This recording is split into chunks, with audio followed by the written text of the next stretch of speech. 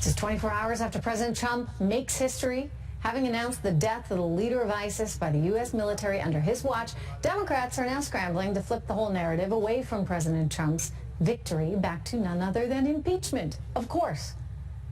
What do you expect? Texas Republican Louie Gohmert joins me right now. He serves on the Judiciary House Committee, so he should be able to attend to the secret impeachment hearings. But Democrats have banned him. Mr. Gohmert, Representative Gohmert, good to have you back.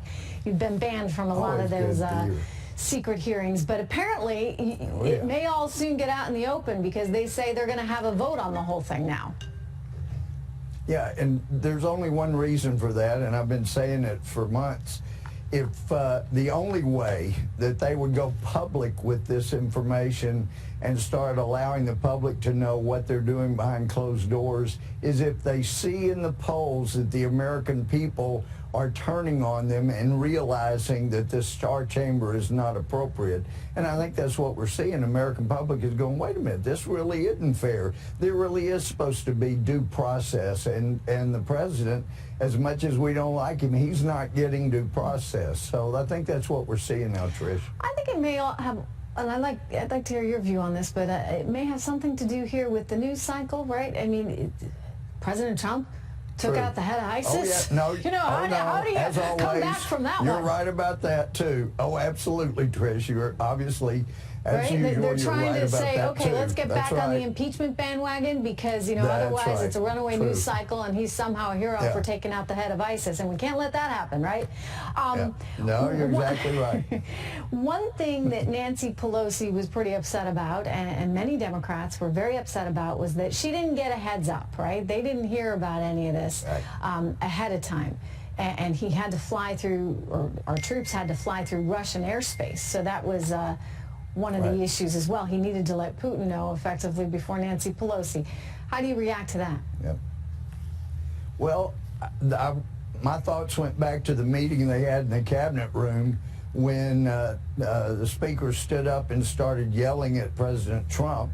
And when I found out that this had been in the works for weeks, then he had to know, and if he was entertaining a thought at talking about it at that time, I'm sure when he got yelled at by her as she stormed out to the cameras outside, that thought went away rather quickly. This is not somebody I can trust, that she's all about politics, and it would put our military members at risk if these people decided to try to hurt me, the president, rather than protect our military. I mean, listen, so, you want to talk about a broken place right now in this country, right?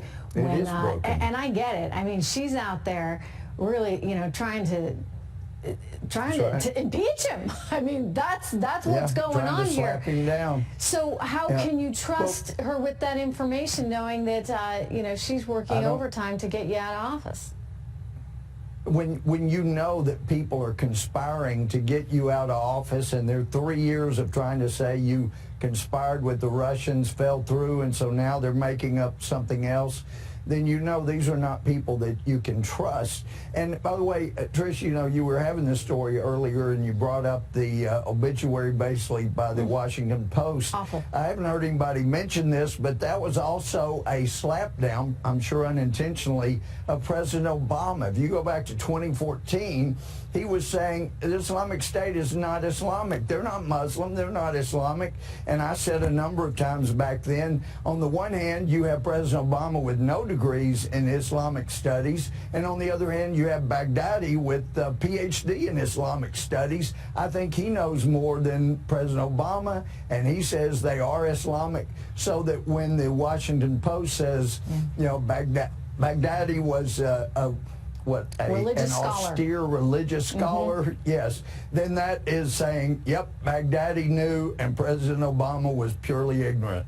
Well, you know, look, it was a terrible headline, and I was shocked. Oh, utterly ridiculous. shocked when I saw it. I'm like, you know, this is what the media has become, and to not label him what he was right away, that was not truthful. Bloodthirsty. That was not truthful. truthful. That's right. But they're exposing themselves, Trish, and the more that they have Trump derangement syndrome or President Trump, you know, stress disorder, the more they expose just how much they hate him, and they're willing to put America at risk, our constitutional self-government at risk, just to slap down one man. So they're exposing themselves rather radically now. This is a time to be united, and this is a time to rejoice and feel really great about the country and what our military just did. Congressman Gohmert, thank you so much. Good to see you.